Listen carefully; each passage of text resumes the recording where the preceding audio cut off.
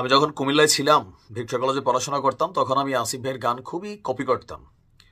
আবার ফেসবুকেও যখন ধরেন গান গাইতাম গরিবের ছায়াছন্দ, তো সেখানেও আপনারা অনেকেই বলতেন যে কুমিল্লার দ্বিতীয় আসিফ। অনেক গান টান করতাম, যাই হোক সেটা হচ্ছে আলাদা চ্যাপ্টার। তো আমি কুমিল্লার ছেলে, আসিফ ভাইয়ের বাড়িও কুমিল্লা। খুব কাছ থেকে অনেক কিছু আমরা আসিফ ভাই সম্পর্কে জানি যারা কুমিল্লার পোলাপেন আছি। এই মুহূর্তে নির্বাচনকে কেন্দ্র করে জামাত ইসলাম, বৈষম্য বিরোধী ছাত্র আন্দোলন একটা জোট কিছু কিছু সিদ্ধান্তে, আর অপরদিকে বিএনপি একার একটা জোট। আর এর মাঝখানে আসছে জাতীয় সংসদ নির্বাচন নাকি স্থানীয় সরকার নির্বাচন। হঠাৎ করে কেন শিল্পী আসিফ তিনি জাতীয় সরকার নির্বাচনের আগে স্থানীয় সরকার নির্বাচনের বেলায় নিজের অবস্থান প্রকাশ করেছেন? অনেকেই একটা ঘটনা আসলে জানেন না। সম্ভবত সাল 2009 অথবা 2001-2-এর দিকে, আমার সঠিক খেয়াল নাই, বাট আমার ধারণা যে 9-এর দিকে সম্ভবত শিল্পী আসিফ কিন্তু একসময় বিএনপি করতেন। আমি জানি তিনি এখনো হয়তো বিএনপি করেন। তো তৎকালীন প্রেক্ষাপটে তার গানের বেলায় খুবই জনপ্রিয়তা ছিল। তো তিনি ভাবছিলেন কুমিল্লা থেকে নির্বাচন করবেন। আমাদের সঙ্গীত শিল্পীদের একটা রোগ আছে, অভিনেতাদেরও আছে। তো আসিফ ভাই কিন্তু ওই রোগে আক্রান্ত ছিল। পরবর্তী হলো কি, কুমিল্লাতে যারা বিএনপির নেতারা ছিলেন বা যারা দীর্ঘদিন রাজনীতি করে ক্ষমতাতে যাওয়ার চিন্তা ভাবনা পরিকল্পনা তাদের ছিল, সেখানে আসিফ ভাইয়ের জনপ্রিয়তার কারণে তারা কিন্তু একটা ঝামেলায় পড়ে গেছিল। এরপর ঢাকায় অবস্থিত শিল্পী আসিফের যে বাসভবন অথবা অফিস স্টুডিও আছে সেগুলো ভাঙচুর করা হয়েছিল। কুমিল্লাতেও তার যে বাড়ি আছে সেখানে সম্ভবত বাড়ির গ্লাস ভাঙা দিয়েছিল। এরপরেই আওয়ামী লীগের রাজত্ব শুরু হয়ে গেল।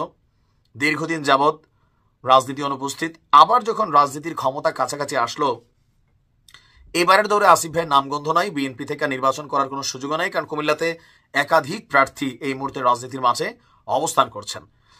তো হঠাৎ করে কেন বিএনপির ঘরানার হয়েও শিল্পী আসিফ জামাত ইসলামের যে চিন্তা, বৈষম্য বিরোধীদের যে চিন্তা, সেই চিন্তাকে সহমত পোষণ করেছেন?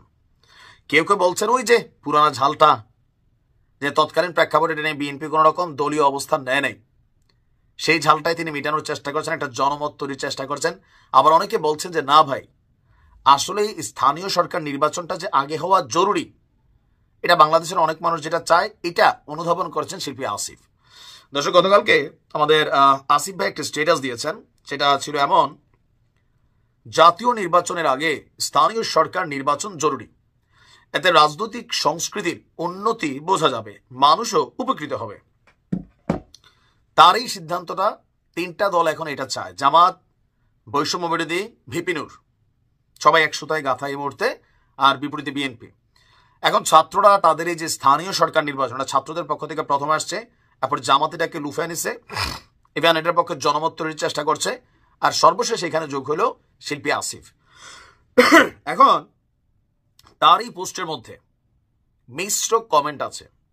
কেউ এটাকে বাহবা দিয়েছেন যে আসিফ ভাই এই জন্য আপনাকে ভালো লাগে, আবার কেউ কেউ বলছেন যে বিএনপি যে আপনাকে ল্যাং মারছিল সেটার ঝাল মিটালেন, আবার কেউ কেউ বলছে যে আপনিও কি গুপ্ত রাজনীতিতে জড়িত হয়েছেন কিনা। এখন এই কথাগুলা কেন? এতদিন এই মানুষগুলাই শিল্পী আসিফকে পছন্দ করত। এখন কি হয়েছে, যখন কোনো সিদ্ধান্ত, যখন কোনো কথা আপনার দলের বিরুদ্ধে চলে যায়, আপনার নেতার বিরুদ্ধে চলে যায়, এবার এই মানুষটা যেই হোক তার কিন্তু ভাল লাগে না।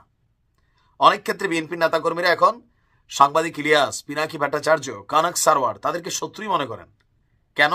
কারণ হাসিনা পরবর্তী যে বাংলাদেশ, এই বাংলাদেশে অনেক সিদ্ধান্ত যেগুলা বিএনপির বিরুদ্ধে চলে যায়, অনেক মন্তব্য সেখানে বেইকা বসে। আবার অনেক কিছু আছে শিবিরের পক্ষে যায়, তারা একসময় জামাতকে নিধন করার জন্য যে পিনাকি ভট্টাচার্য যথেষ্ট বড় ভূমিকা রাখছিলেন দাদা, এগুলা কিন্তু ইতিহাস। যদিও তিনি এটার জন্য কয়েকদিন আগে মাফ চাইছেন, ক্ষমা চাইছেন, আবার সেই পিনাকিদাকেই কিন্তু জামাতিরা বা জামাতের যারা সমর্থকরা আছেন একদম পরম বস হিসাবে কিন্তু এখন স্বীকৃতি দিয়া চলছেন। রাজনীতির মারপেজ বোঝা বড় কঠিন। ব্যক্তি যেই চাওয়া পাওয়া, ব্যক্তি যে ঝাল টাল, এগুলো কিন্তু সবাই মেটানোর চেষ্টা করে। আমি মনে করি যে জাতীয় সরকার নির্বাচন নাকি স্থানীয় সরকার নির্বাচন আগে হওয়া উচিত। আমার কাছে মনে হয় যে জাতীয় নির্বাচনটা আগে হওয়া উচিত স্থানীয় নির্বাচনের আগে। কেননা জাতীয় নির্বাচন ছাড়া যদি আপনি স্থানীয় নির্বাচন এখন দেন, এই মুহূর্তে এটাকে আপনি কন্ট্রোল করতে পারবেন না, কোনোভাবেই না। এটা আউট অফ কন্ট্রোলে চলে যাবে। তো আপনি কি মনে করেন যে শিল্পী আসিফ যেটা দাবি তুলেছেন, জামাত যেটা দাবি তুলেছে, ছাত্ররা যেটা দাবি তুলেছে, সেটা সঠিক, নাকি বিএনপি যেটা দাবি তুলেছে সেটা সঠিক? কমেন্টে লিখুন। আসসালামু আলাইকুম।